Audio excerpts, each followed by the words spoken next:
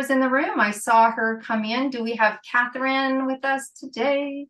It's Yes, Catherine. you do. All right. Yay. Where are you? I'm looking for you on my screen. There you are. Thank you, my dear friend. Has it not been incredible? Was that not amazing? Yeah, it was lovely. Really, really great to hear and so inspiring at the same time. I know. So good. Well, let me introduce you to Catherine Rocheleau. She is incredible. She has an amazing story. When we talked the first time, we talked and talked and talked. In all of her 42 years as a sought out leader, she is most known for results and surpassing expectations and cheering people on in her success. That is her legacy. She's built it and she continues to build it. She received the Quilly Award on the red carpet in LA, given to by the Academy of Best-Selling Authors. This woman has done many things. I encourage you to reach out and to find out more underneath this powerful woman that helps powerful leaders. She is going to talk to us today and teach us on how to be an inspiration to yourself as a leader. Interesting, right? Because when we hear the word leader, we always think outwards and we're leading, but there's a process internal that allows you to do that and be intact. And she's going to help us with that today. The music that she's gigging to right now is Matthew Wilder, Break My Stride. Oh my gosh, I got to listen to that, Break My Stride. And the thing that you may not know about Catherine, I don't know, when you see her sitting there all astute, you may not realize that she has rode in a husky sled. Just like Joanne with her jumping out of planes or whatever. Oh my goodness. A gift to everybody is a book and the mini course on curiosity for leaders.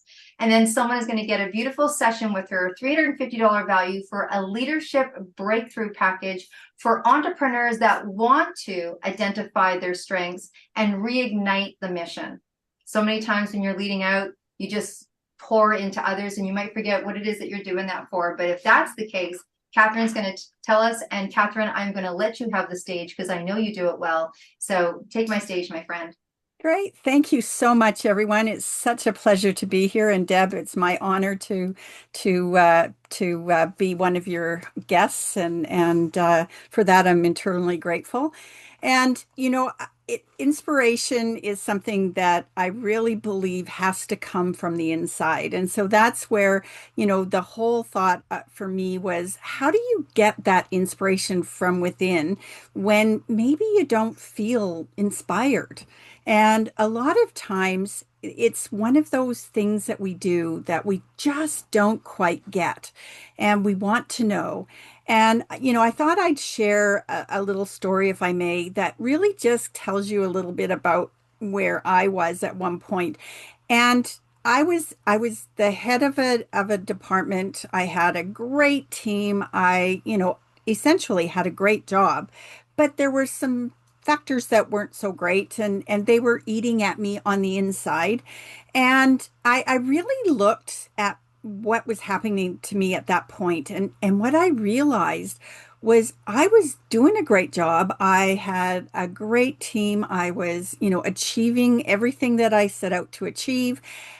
But on the inside, I felt like the Energizer Bunny had disappeared. There was nothing left inside. And interestingly enough, my team noticed. And how I knew that, because I thought I was hiding it, but how I knew that they noticed was that they came up to me one day and said, "What's wrong?" And I was like, nothing's wrong. I'm doing great." And they said, you're not the same as you used to be. So we know something's wrong. Have we done something? At that point, I was horrified. I realized then that you can be highly effective and still have an impact on people when the inspiration isn't there. And inspiration really gives you energy, and it gives you ideas, and it gives you innovation, and it gives you those relationships, because it's like a spark that goes off in your brain. But I always say it also starts in your gut. And so it was one of those things that just had me absolutely amazed that you could do that. Like, why was I feeling so yucky inside? Well, I had realized that I had come to the end of my path in my job. It was time for me to move on. It was time for me to grow, and it was time for me to get out from under a boss that was not a great boss. So when you think about it, that's really what it takes. And really, inspiration is when I always say, when you've kind of got that spark inside and that love of what you're doing. And so, as a leader, this is what I see. And you could be leading yourself, you could be leading a business, you could be leading a team, you could be leading a volunteer group or a nonprofit. It doesn't matter. Any part of your life, you're going to be leading. And so, because that's my area of focus in what I do, is I really sort of thought about how inspiration really can get you going. And when I was realizing, looking back, that this was sort of the first time that I felt like inspiration in me had just disappeared and I really needed something new, I just look at what that is. And it was really, really good. So thinking about that really helps. And then, I sort of wanted to kind of think about, what does that feel like? What does that do? And the more I got curious, the more that I really wanted to hear more and learn more about how you can really dig deep and get more. And I learned this sort of when I was on my medical sabbatical. I had to learn to dig deep. I had to create that inspiration out of zero. Like, I have never been so low. But that's what I learned, and I'll share some of that as we go along. So I just thought I'd just quickly reintroduce myself as Catherine Rocheleau, and my company is Ignite Leadership International. And my area is working with senior leaders, business owners, executives who really are inspired to bring the people back into organizations. And it doesn't mean that people have gone anywhere. It's just that that whole people focus really has been lost, and it's been lost to metrics. It's been lost to profits. It's been lost to, getting more done in less time. Even some people now feel like it's being lost to AI. All of those things now start to erode some of our own inspiration as we're looking forward. So that's really what I want to do. And I want to see people have a workplace that has, well-being as a top priority, has growth as a top priority, and wants to see those inspirational and sustainable transformations that they know that they're capable of doing. So that's sort of the area that I love to play in. And it's really one of those things that you can really think about. And my purpose as a purpose-driven business owner is really my inspiration of what keeps me going, keeps me on a straight line. And really, I'm inspired to work with these leaders so that they also can achieve that ripple effect that I've experienced in my career, that really says, you know what, you can do more and you can be a great leader, you can be a great person, and you can create great outcomes that are going to be good for the world. And part of my inspiration is that I have my More Than Green program, which is a give back, that when you work with me, part of what you pay me goes directly to charity. And so 2% as a minimum goes to charity. And it's usually, I'm often upping it to 2, 3, 4, 5% off my top line. So it's just there. It's a clarity part. It's a transparency of what I do and how I do it. So now back to inspiration. So thinking about your inspiration for a moment, how do you feel on a scale of 1 to 10? Are you at the bottom end at a 1, where you know what, you really feel drained? There's not a whole lot of inspiration left right now. Are you kind of a 5, where you're kind of middling? You sort of a little bit here, a little bit there. It's kind of up and down. Or are you over the moon? You're a 10. You've got tons of inspiration, tons of enthusiasm, and you're just ready to rock and roll. So if you want to take an opportunity to put that in the chat, and we can have a look and see what people are feeling. And so we've got some fives. Anybody else? We've got, what else have we got here? I just have to pull up my chat again because it kind of disappeared on me. So, yep, twos. Oh, we got some low ones. Anybody else? Yeah, twos, ones, fives, eights, tens. Excellent. Well, I love seeing those tens. So think about where you are today. And what we want you to do is think about what that feels like and where you want to be going. And now we're going to talk about how do we move that needle from those twos, threes, fives? How do we get it closer to a 10? And I'll tell you, some days I don't feel like a 10. Other days I'm just exuding a 10. And so today I feel really motivated. I feel, and which is different than inspiration. I'm really motivated to get things done and to share.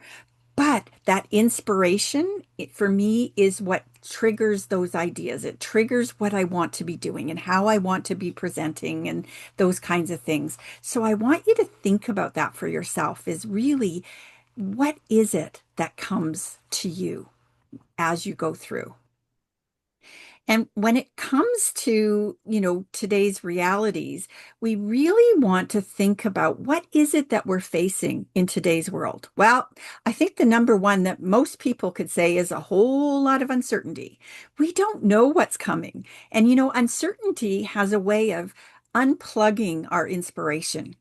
And it leaves you in this sort of crater that sort of is rocking and rolling, and it doesn't leave you with a whole lot because you don't know what that next step is going to be. So it's, some days I think of it almost like stepping in a pothole and you're just going to fall, but you don't know where you're going to fall. And that's what inspiration can feel like.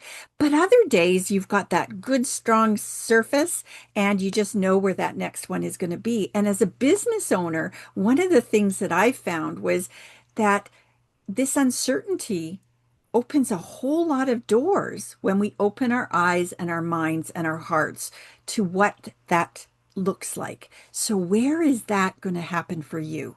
What are those things that you can relate to? But other times you might feel like your confidence is lost because you've tried things, nothing's working the same as it did. We're hearing that so often when I'm talking to business owners. They're saying, well, I used to do this and it worked fine. Now it's not working for me. So we have to kind of look for new opportunities as we go through. What are those opportunities? How are we going to be doing that?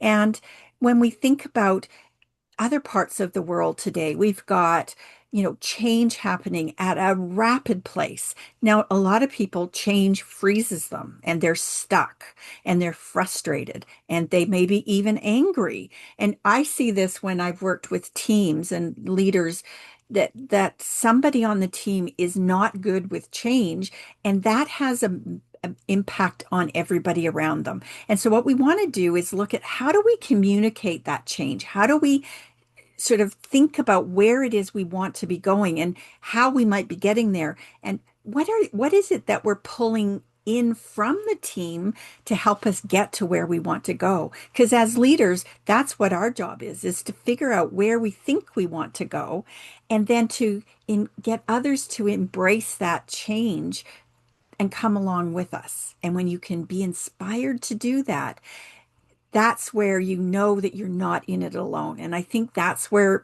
the inspiration comes from. And obviously, this community is a great community to do exactly that. They can inspire you. You can see all of the amazing women that are in this group. All of the speakers today, the men and the women, are just an amazing group that are going to help us move forward to be able to reach out to people.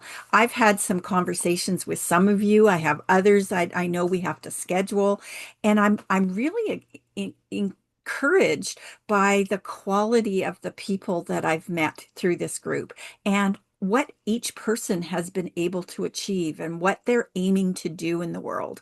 And I always say we can change the world through business when we change how business is done. And for some people, they'll kind of go, well, what does that really mean? Well, for me, that means that when I change how people act, think, believe about what they're doing, that we have that ability to make other changes that can be positive for us, for those around us, and the people beyond. So think about that. How can you do that? How can you make a big difference? And that's what I want you to think about. So just because things are uncertain, things are at capacity and whatever, it's not about your capabilities.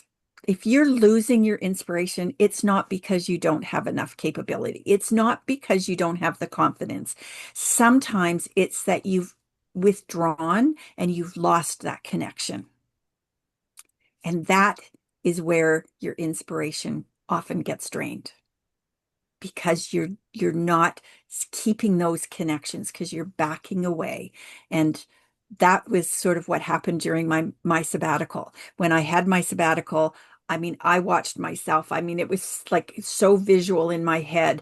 I felt like I was going down a rabbit hole, and the only thing I could think of is in Alice in Wonderland when the rabbit goes down the hole and is going down and down and down. And I think about all of those things and what the unknown and that feeling of being lost. And that's sort of how I felt. And I said I had a coach at the time who I'd been working with. We had to put everything on hold because of I just didn't have the mind space. And she said one thing to me. And she said, I want you to close your eyes and I want to see where you want to be when this is done. Where do you want to be in the down the road when all of what you're dealing with now is done?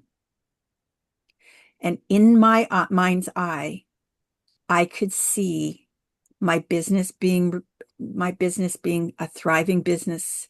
I could see me being happy again. I could see me being healthy again.